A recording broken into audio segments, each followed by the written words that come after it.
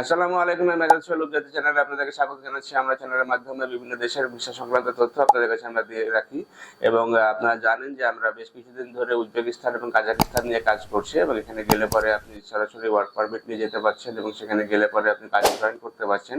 আমরা এই মুহূর্তে কাজাকিস্তান নিয়ে বেশি আগ্রহী এবং কাজাকিস্তানের আমরা যেহেতু একটি কোম্পানির সাথে আমাদের এগ্রিমেন্ট আছে, সেই কোম্পানিতে আমরা লোক পাঠাতে চাই।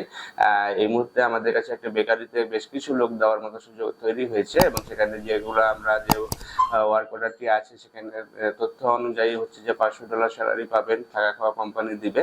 সুতরাং এবং খুব কম সময়ের ভিতর যাওয়া যায়। এখানে কম সময় বলতে 2 মাসে আমরা বুঝাই থাকি, 2 মাস থেকে 2.5 মাসের ভিতরে কাজাকিস্তানে ম্যান পাওয়ার করে যেতে পারবেন।